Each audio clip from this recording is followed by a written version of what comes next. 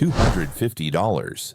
That is what it costs to buy the shell of a home that a landlord could never touch, a bank could never repossess, and a rent increase could never destroy. By the end of this video, you will understand exactly how a damaged shipping container becomes a legal, livable home. The auction pipeline, the land arrangement that requires no lease, the insulation trick that costs $18 instead of $1,000. The water and power systems built entirely from things other people threw away. And you'll understand why this is not one lucky story, but a repeating blueprint verified across dozens of builds and backed by names you can actually look up. 3 things about this story do not make sense at first glance. How does someone get land to put a home on with no money and no lease? How does someone get every material they need almost for free without stealing, scamming, or begging? And what almost destroyed the entire project halfway through? A problem nobody warns you about when you build with steel. Keep those 3 questions in mind. Every one of them gets answered, but not in the order you'd expect. The math had never worked. A morning shift at a dollar store brought home around $260 a week. Rent for a small 1-bedroom apartment ran $850 a month. After rent, there was barely enough left for food, transportation, and a 4-year-old's basic needs. Then the landlord raised the rent by $75. No negotiation, just a notice. The eviction came in November. The nearest shelter had an 11-week wait list. The only shelter with open beds was 30 miles away, which meant giving up the job that was barely keeping them fed. A motel would have burned through an entire paycheck in 5 days. So she did the only thing left. She moved herself and her son into an old sedan in a church parking lot, buckled him into his car seat, and wrapped him in every blanket she owned. That blanket matters, remember it. Most people picture home building as lumber, permits, contractors, and bank loans. A process built for people who already have money. She had none of that. What she had was a library card, a research habit, and a corner of the internet most people never think to look at: damaged shipping containers. Every day, containers get pulled out of commercial shipping because of small dents, surface rust, or a door frame that no longer sits perfectly square. Freight companies won't touch them, even though the steel itself is completely sound. A clean container sells for $1,500 to $3,000. A cosmetically damaged one can sell for a small fraction of that, because nobody in the shipping industry wants it. She found one at a government surplus auction. 2 dented wall panels, a door that needed adjusting, structurally solid marine-grade plywood floor intact. Price: $250, cash, saved over 3 months of eating 1 meal a day. Getting a 20-foot steel box 100 miles to a piece of land was its own problem. A professional hauler would have cost $400 she didn't have. So she asked. A man from her church who drove a flatbed for a logging company agreed to haul it on a day the truck sat idle in exchange for gas money and a home-cooked meal. The container was down. The land was not. Here's the part that surprises people who've never spent time in rural communities. She didn't squat on public land. She didn't hide anything in the woods. She drove county roads looking for land that showed a specific kind of neglect: brush swallowing a fence line, grass gone wild at the road's edge, the visible signs of an owner who could no longer keep up. She found 7 acres owned by an elderly man whose children lived out of state, who could no longer maintain the property himself, and who had already received county notices about its condition. She offered a trade. She would clear the brush, mow the road frontage, check on his house in winter, and drive him to appointments when his family couldn't. In exchange, she could place her container on the back 2 acres, out of sight from the road, with access to an outdoor water spigot and a single electrical outlet. No lease, no contract, a handshake between 2 people who each had something the other needed. This kind of informal arrangement is more common in rural communities than most outsiders realize, and it solved the first open loop from earlier. How do you get land with no money? You don't buy access, you trade value for it. Before any of this, she had already researched something crucial at the library. In most rural counties, structures under 200 square feet that aren't connected to municipal water or sewer don't require a building permit. A standard shipping container comes in at around 160 square feet. She knew the number before she ever placed a bid at the auction. The permit threshold came first. The container size came second. Nothing about this was accidental. A sealed shipping container is not a home. It's a metal room that will make you miserable in every season. In summer, the interior of an uninsulated container can climb past 140 degrees. In winter, the steel pulls cold inward until every surface sweats with condensation. Professional spray foam insulation would have cost over $1,000 for a space this size. She didn't have that. So she called 3 local insulation contractors and asked a simple question. Could she take the partially used cans they'd otherwise throw away? 2 said yes. Contractors almost always finish a job with leftover product that can't legally be resold, so it goes in a dumpster. Over 4 weeks, she collected enough discarded foam to insulate the entire ceiling and upper walls. For the lower walls, she used rigid foam board pulled from a construction dumpster during an active renovation, cut with a utility knife, glued to the steel, and finished with wood planking salvaged from pallets. Then came the second open loop's answer. Where do the materials come from? Almost none of it was bought new.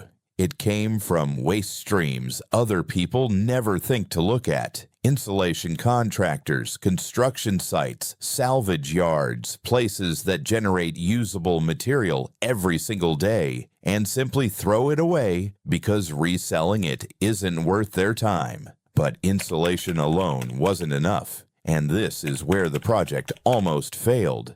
Steel sweats. When warm, humid air meets a cold metal wall, moisture forms. It drips, it pools, it soaks into wood and insulation and quietly grows mold until a home becomes unlivable from the inside out. This is the failure point that ends most amateur container conversions within the first year. It's rarely the headline problem, and it's almost never insulation itself. It's what insulation traps behind it. The fix cost $18. A roll of 6mm plastic sheeting, the same material used as a vapor barrier under concrete slabs, stapled across every interior surface before the foam board went up. It created a sealed air gap that keeps warm air from ever touching the cold steel. 4 years later, there is no mold inside that home. Not one patch. An $18 roll of plastic solved the exact problem that quietly ends most builds like this one. That's the third open loop. Answered. The near failure wasn't the money, or the labor, or the land. It was moisture nobody warns you about until it's too late. With the shell sealed, she needed windows. An angle grinder borrowed from a church acquaintance who did auto body work cut 2 openings for cross ventilation. A steel security door salvaged from a Habitat for Humanity restore for $20 replaced the container's original door entirely. Solid frame, working lock. Water came from the sky. Rain gutters angled toward 2 free plastic drums salvaged from a catfish processing plant that was discarding them after a line change. With over 50 inches of annual rainfall in the region, a single container roof collects more than enough water for 2 people, purified with a few drops of unscented bleach per gallon. Electricity came from panels solar companies had already written off. A panel producing 60% of its rated output is considered garbage to a company promising full performance to paying customers. But 60% of a home solar panel is still enough to charge batteries, run lights, and power a fan through a southern summer night. 4 discarded panels, 2 used car batteries from a salvage yard, and a $35 charge controller became an entire power system, wired using diagrams learned from videos watched repeatedly on a library computer. Cooking ran on a simple propane camp stove. Total fuel cost for an entire year, about $130. None of this required a bank. None of it required credit. It required knowing where the waste is and having the discipline to go collect it. The full build, container, transport, every material, every tool, every fix, across 5 months of work came to $412. For comparison, that's less than 1 month of the rent that led to the eviction in the first place. Less than 9 nights in the motel that would have swallowed an entire paycheck in 5 days. $412 bought something a landlord could never take away. If this sounds too resourceful to be true, that skepticism is fair, and it deserves a straight answer instead of an emotional one. This pattern is not isolated. Builders like Elvis Summers have publicly documented converting shipping containers and small structures into low-cost housing for people experiencing homelessness, work that has been covered by news outlets and verified independently. TK Divine has spent years working directly with people transitioning out of homelessness, using tiny off-grid structures built from salvaged and low-cost materials. Derek Diedrichson has built a career and a body of published work around exactly this kind of scrappy, small footprint construction using reclaimed materials. These are not anonymous claims. These are named people with a public track record you can look up yourself.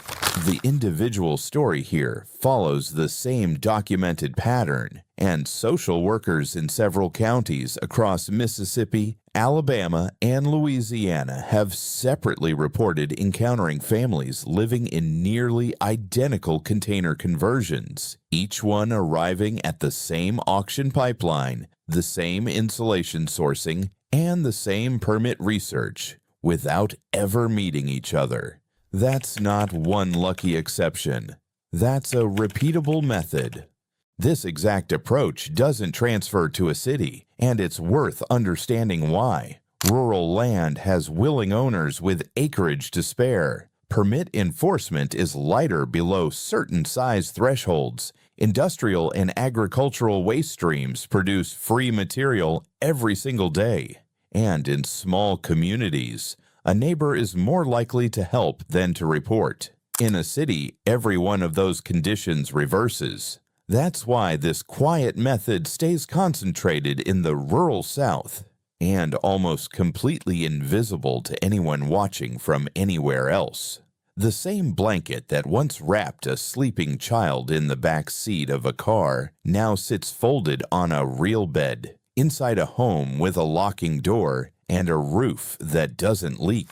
The elderly landowner comes by most weekends now. What started as a trade for 2 acres has become something closer to family. A garden grows tomatoes and peppers where there used to be nothing but brush. Nobody should have to build their own shelter out of a damaged steel box in a field.